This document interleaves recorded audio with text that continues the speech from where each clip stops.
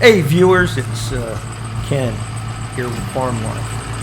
Today we're going to be digging length of 1,000 feet trench to lay some water line for Kendall's garden. Currently we're in town, we've rented this machine, and we're going to take it out to the farm and get to work. I think Jack's going to drive it out there and I'll meet him out there at the farm. So let's hit the road.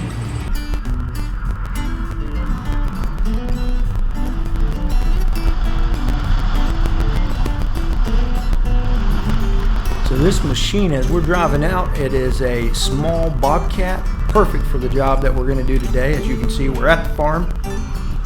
We'll be pulling around unloading this Bobcat. We're going to do a couple of things. You see Duke in the background.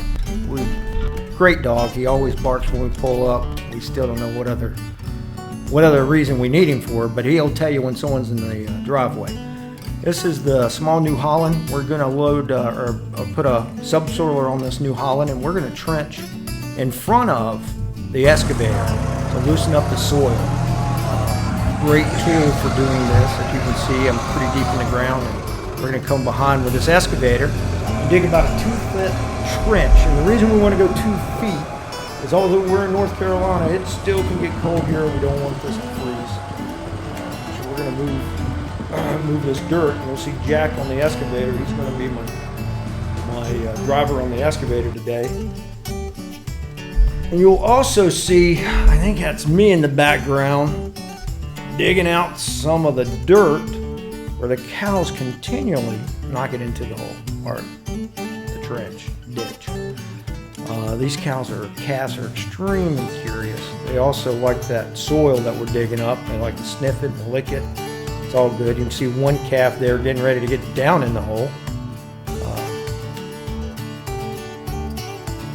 which doesn't make me too happy because there's more dirt that I have to clean out. But nevertheless, you can see Jack here working this excavator, and you can see the cows and the calves very curious.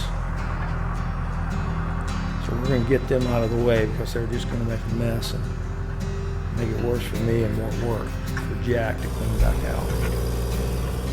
Again, the goal here is to get this 1,000 foot of pipe run. We're going to put in you'll see us a little later, put in 2 yard hydrants. One at the first garden and the other one at the clubhouse, which is Kendall's clubhouse for all her tools and the area that she leverages to clean all the vegetables that go to market. So we're going to place this, and we're trying to get it done. You can see it's just now warming up. I don't know if you noticed earlier that some of the trees are starting to get buds on them, but that calf is having a blast back there in the background. But trying to get it done before growing season. And again, this took almost all day to do. 1,000 feet at 2 feet deep with a small excavator takes a little while. And this red clay in North Carolina doesn't make it easy. It wants to hang into that bucket, and we don't want to booger up the bucket by putting kerosene. I've heard of tricks of kerosene and oil. You know, it does help get the dirt out of the bucket easier, but we didn't want to do that. Try to keep the soil clean, and especially as we get closer to the garden. That's an organic garden, and we don't want any oil or any other types of substance in the soil. Here you're going to see me taking the New Holland and filling in the ditch. What you won't see, and I wish you would have seen, we should have videoed, is we'll run that tractor tire over the ditch to compress the soil as much as we can, and that allows the soil to get compressed, and you don't have a great big hole or ditch later on. So you'll see not only we use the New Holland, but we use that 5410 to run back and forth over the ditch to compress the soil.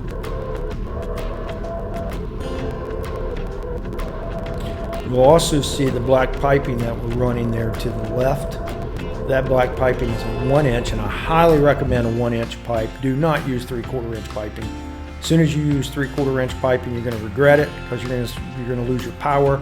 You're going to lose your head power, to your water hydrants or your yard hydrants. You're going to lose some power for your irrigation. And if you run into a home, you certainly don't want to use 3/4. You want it to be inch or bigger. Inch is what most people use.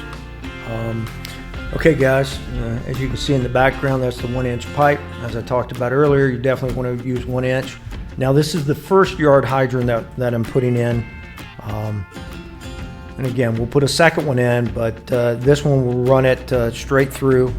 And the last one, it'll be the end of the pipe. So this is about 500 feet of the 1,000 feet that we're running. And you can see there, the pipe just keeps going, or the trench keeps going. Here's Jack here. He's getting close to the end. He's down near the clubhouse where all the tools and things are stored. Again, he's trying to get that dirt out. Tough stuff. North Carolina, that red clay. But that being said, he's going to finish up right behind us here. He's got about another 10 yards, and then we're going to put another yard hydrant behind him there. That'll be the second one. Those yard hydrants will be used for irrigation and also for other things like cleaning vegetables and so forth. So appreciate you guys watching the video today. I hope you come back for more. We're going to be showing you more videos in the future, what we're doing here on the farm. So again, thanks for watching, and look forward to talking to you again. Have a good day.